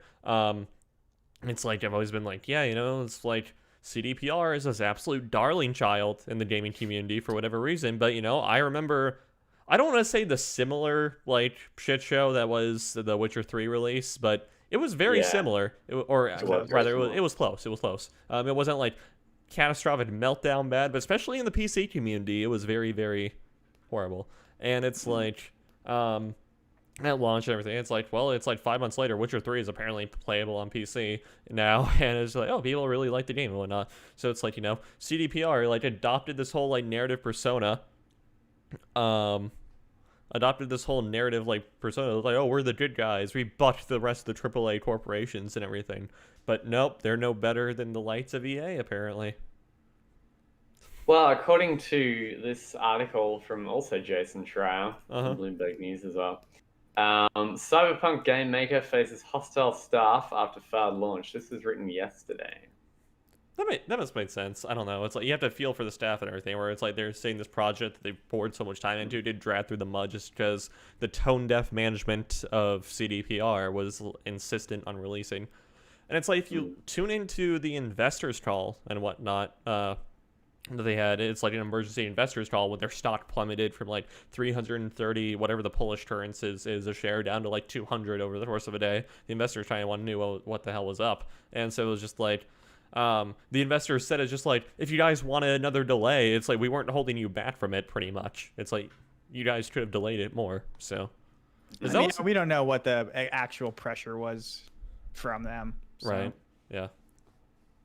I'm sure it works from the top up, obviously. Right. Yeah. Apparently, there was a video meeting on Thursday where frustrated and angry staff fired questions at the board during an internal video meeting. Yeah. According to two people who were present, it was a fitting blah blah blah, just asking like about crazy deadlines, overtime, crunch, all that kind of stuff, and why they said back in January of this year that the game was playable. Yeah. When it wasn't, basically why they were lying to people. This is, I don't know, this is honestly, like, this has too many parallels. Or actually, there are, playing, like, the game and whatnot, there are a lot of, like, parallels in the disparities of this game, as well as, like, the disparities Anthem had a couple of years ago and whatnot, where it's, like, it's clear that it's just like once they got a solid like vision for the game and whatnot, and like a very good direction for the game where they were going with it, like specifically, and had everything fleshed out, that when it reached that point, it didn't have enough time to bake or whatever.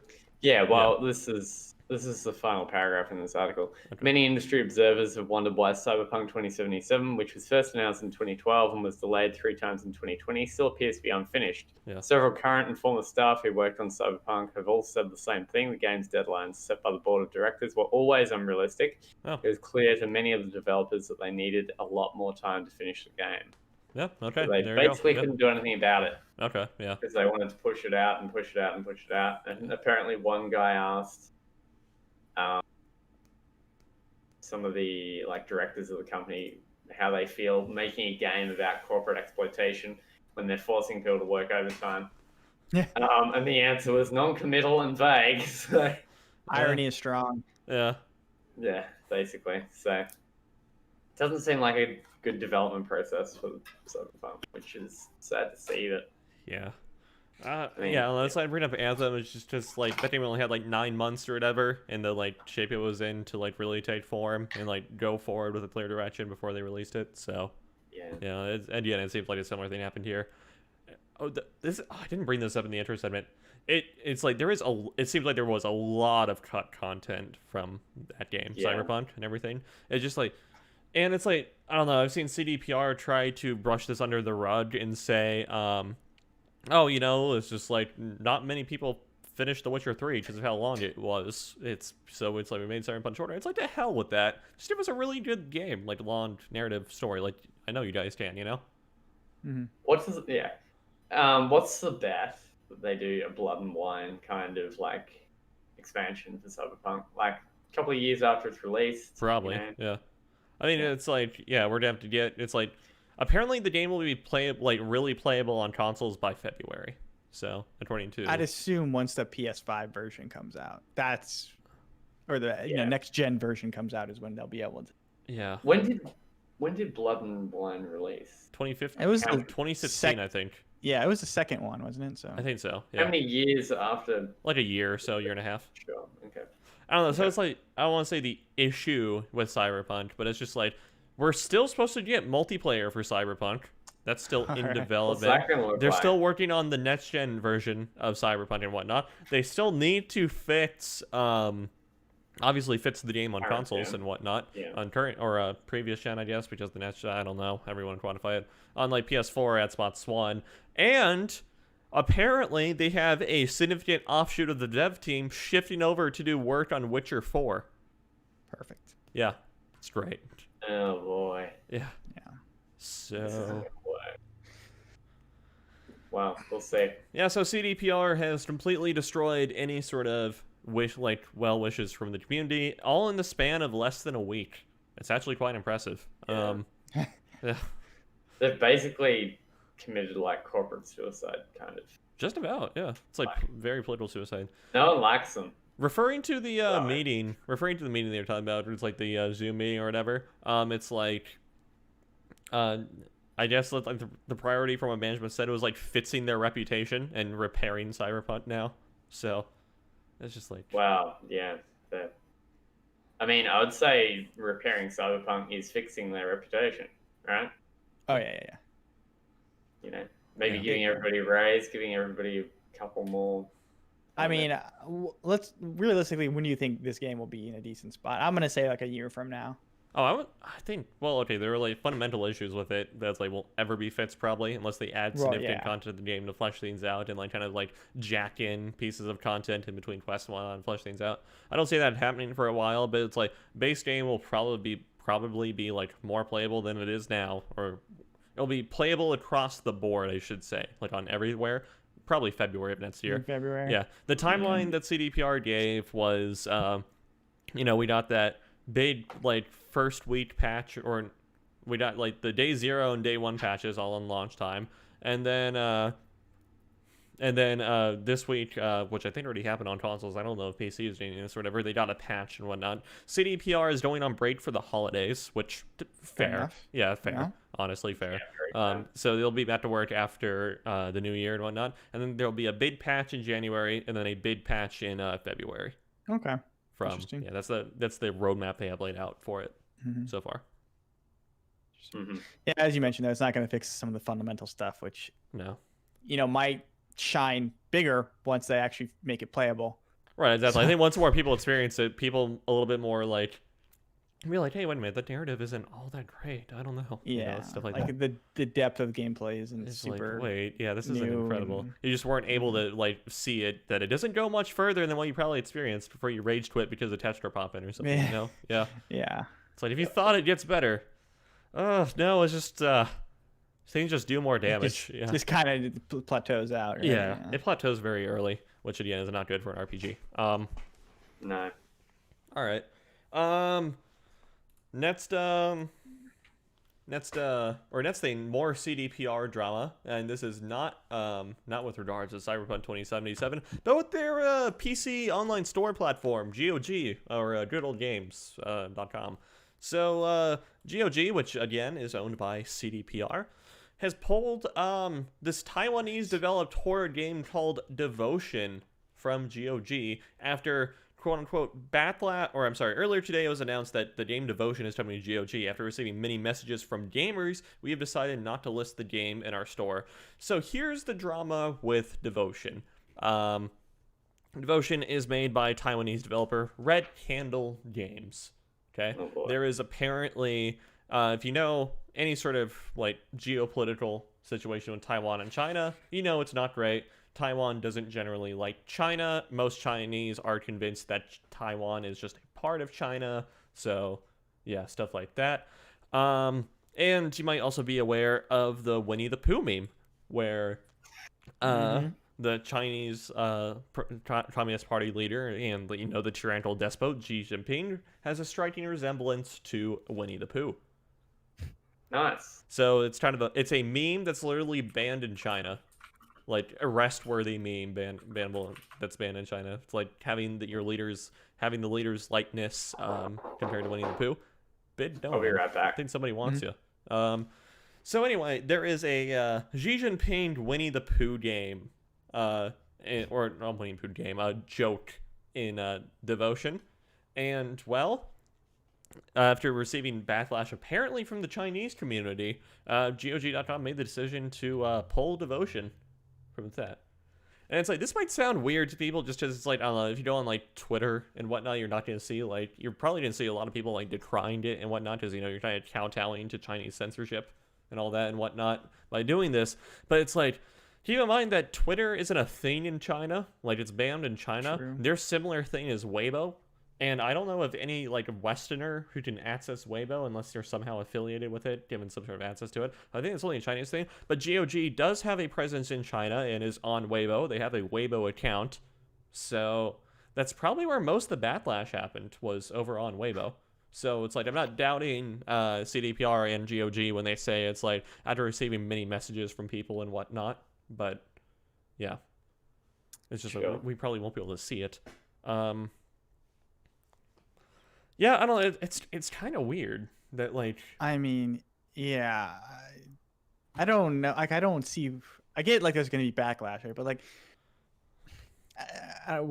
is there any difference from, like, a USA, you know, a United States company putting out some kind of political thing against, you know, anything else? It's just, like, super weird. And I don't think it deserves to be pulled down because of that. Right. I mean, I don't know. It's like, it's routine to make fun of any, like, Western president or whatever. You know? It's Yeah. Like, yeah, it's like... I'll take the piss out of any Western leader, you know, president of the United States, leader of Canada, leader of Mexico. I don't care. Yeah. Yeah. Whatever. Yeah. It's weird that it's just like, I don't know. It's like the Chinese. It's like a significant portion of the Chinese are so devoted to like maintaining the image of Xi Jinping that, you know. Yeah, like because I mean, it's probably because of their laws and such with relation Oh, to yeah. supreme leaders and all that. You know, Mhm. he's in there till he dies, and Mhm. it's China is kind of similar to North Korea. Like Mhm. the leader of China is basically a god to the Chinese people. In a way, so yeah, I mean So I kind of understand it with regard to like, I don't think it's excusable, but I understand why, you know, they're like severely sensitive about Sure. this dude being, you know, blacklisted. I don't know what the term is. Yeah, I see you're saying like being kind of like made fun of or Give it a whatever. bad image, yeah. Yeah, but like it's whatever. Like I just Yeah, I mean, who cares? Like, as Taylor said, Western people, not dictators, Western leaders, and you know, made fun of all the time. Russian leaders are made fun of all the time as well. Like in war Literally games and blah blah blah. everyone. Yeah. It's like, it'd be regardless of whether or not you support the politics or policies of that person or whatever, right? You know, It's like, so. Yeah, I think it's a pretty odd move. It's weird. It's very weird. You might propose, it's like, well, why not just not sell the game on the Chinese version of GOG or whatever? But like, I don't know, the Chinese, at least they don't operate in like a vacuum, so to speak, and whatnot. So it's like, if you're gonna sell it in other markets, then it's like they're gonna know, and they're gonna be like, yeah, no, that still doesn't fly. Sorry. So it does seem like they are just doing it to avoid backlash from one country in particular, right? And which is like, this is not unlike the whole like Hearthstone Blitz Chun ban last year that we talked and about. like the Hearthstone Rainbow Six as well. Yeah, changing the whole game. Yeah, I mean, we already know developers bow to China. Right. Well, yeah, because it's a new market it's a new-ish market. Yeah, right? Diablo Immortal. You have to be careful. Yeah. But like, so I guess maybe that's what they're doing. They're trying to preserve the fact to release certain games. Like, who knows? Like, what if GOG put this up on their thing and then China was like, no, your client is banned. You know, so that's a potential sales are missing out on a bunch, but it is like kind of like when do you when do you bow down to? That's what I'm saying. It's like forfeiting. Yeah, like the whole world for one country. Right. Yeah. It's forfeiting this developer that you probably promised that we're going to publish their game, knew what the game had in it most likely beforehand, and then because of certain backlash, decided no, we're not gonna risk our sales in China because of this one game. Yeah. Yeah. Right. So they're kind of bowing down to China in a sense, but not necessarily China's government, but it's China as a it's just like a thing. Like we don't want to lose this market. Yeah. or potentially not be able to sell in this market. Mhm. Yeah. Especially with their new game, especially with Cyberpunk being out there. Right. Yeah. So like their brand new thing. It's just more firewood, you know. Yeah. Mhm. Yeah. Look. Yeah, so really quick. So its original story from PC Gamer was in early 2019, the indie horror game Devotion, which PCG thought was pretty great, was discovered to contain a reference to China's president, Xi Jinping, a piece of paper. It's weird calling him president. It's weird calling an appointed dictator president. Paper. I don't know. Yeah. Dude, it's a piece of paper. Yeah, okay. A piece of paper in the game had references to Xi, the word moron, and the Disney character Winnie the Pooh. The latter is a comparison that has been widely used to mock Xi to the extent that China banned an entire Winnie the Pooh movie because of it. That's honestly pretty funny how it's just like the That is pretty cartoon funny, bear yeah. just triggers Pretty hilarious. China. Anyway, so watch anyway. Once this was out in the open, things began to go badly wrong for Taiwanese developer Red Candle Games. Chinese players began to review bomb the game en masse, undeterred by the removal of the offending material. Shortly afterwards, the game was pulled from Steam by Red Candle itself after significant backlash. This wasn't just a case of an online argument that got out of hand. The game's Chinese publisher, Indie Event, soon afterwards had Red Candle's business license revoked, while the Taiwanese publisher, Winking Entertainment, also quietly backed off. Amid fears that the game was being scrubbed out of history, Harvard University stepped in to ensure Devotion and the studio's previous game Detention were preserved in its East Asia collection. So it made it into the Harvard museums. That's pretty cool. Today, the developer announced will be being December 16th. Announced they'll be re-releasing Devotion via GOG on December 18th, and then here we are with this story, December 18th. GOG suddenly pulls troubled horror game Devotion mere hours after its return was announced. So I feel like this isn't even that big of a controversy that everyone's blowing it up. There are way worse things that people have done in games before. right, yeah. It's just, You know? yeah. But for whatever reason, yeah. It's all eyes on like CDPR and GOG right now, you know. Yeah. I don't get why China's so sensitive, to be honest. Like, I don't know. Take a joke. Like, Yeah, I don't know. Like I mentioned, there's been way things in games. oh heck yeah, and particularly for different leaders and all that kind of stuff. Like, Well, not even like that. Do that. Just like really out of taste things that I feel like should not exist in a game, like a bad joke or something. That's like, oh man, okay. But here, no one bats an eye at that stuff apparently. Right, yeah. Like I was playing like Doom Eternal, and it's this thing about like mortally challenged, and I was like, eh. Yeah, it makes like the politically correct joke or not. Yeah. I was kind of like, the mortally challenged is like really tiptoeing on some like not cool it's jokes. kind of funny, I think. I don't know. It was kind of a reach, honest. It's kind of a reach, but Yeah, like you're getting to the point where I'm like, this joke is almost not okay.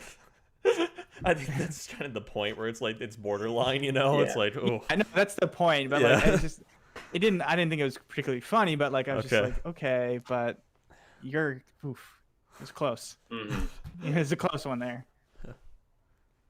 Yeah.